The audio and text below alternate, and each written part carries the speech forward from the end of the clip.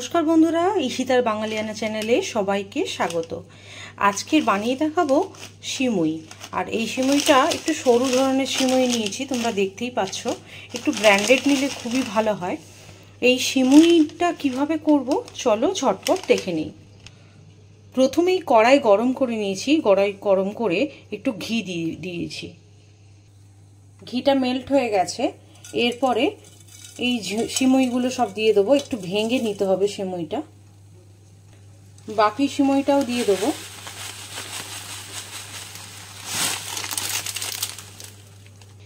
এটা হচ্ছে 100 গ্রাম সিমুই, দেখতেই পাচ্ছ অনেকটা কোয়ান্টিটি হয়েছে, অনেকটা বেশি কোয়ান্টিটি।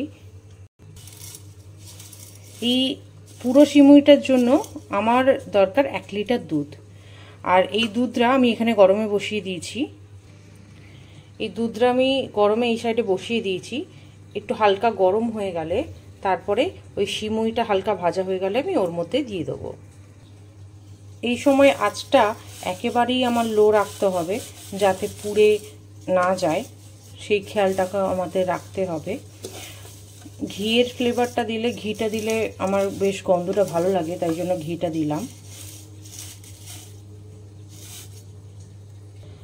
তোমরা দেখতেই পাচ্ছ এটা ভাজা হয়ে গেছে। এবার দুধটা দিয়ে দেবো।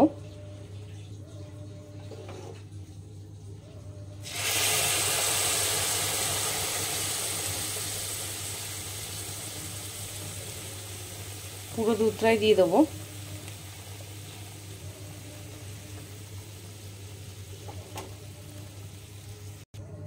আর একটু দুধ দিয়ে দিয়েছি।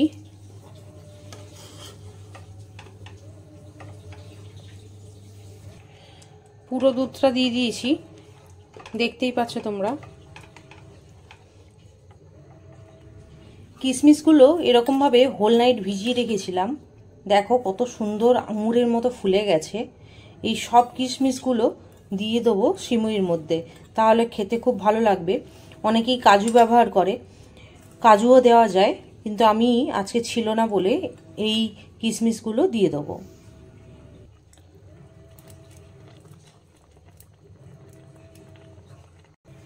আমি এটা চিনি দিয়ে বানাবো না, তাই গুড় দিয়ে দিচ্ছি। আর এই পুরো দুধটা ঘন হয়ে যাবে, তখনই ভাববেন যে আমার সিমুইটা হয়ে গেছে। আর এই গুড়টাও ভালোভাবে মিশিয়ে নেব। এই দুধটা প্রায় অর্ধেক হয়ে আসবে, তখন আমাদের সিমুইটা রেডি হয়ে যাবে। ভালো করে গুড়টা মিশিয়ে নেব। আর আমি এখানে চিনি ব্যবহার করছি না, যারা চিনি দিয়েও বানাতে পারেন। আমার বেসিক্যালি গুড়টা বেশি ভালো লাগে, তাই জন্য গুড় দিয়ে আমি আজকের বানাচ্ছি।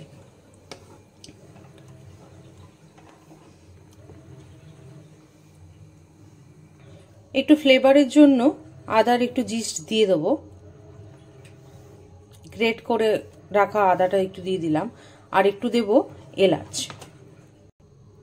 এলাচ ছাড়া যে কোনো পায়েস যেন আমার অসম্পূর্ণ লাগে, তাই দিয়ে দিলাম 2 টুকরো এলাচ। একটু ফাটিয়ে দিতে হবে এই মাঝখান থেকে, দেখতেই পাচ্ছেন আপনারা।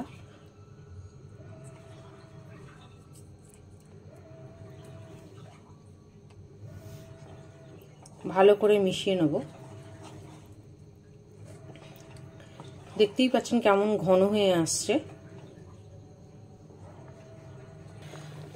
আজকের সিমুই পুরোপুরি রেডি আমাদের। দেখতেই পাচ্ছ কিশমিশটা জলে দেওয়ার জন্য খুবই ভালো ফুলেছে।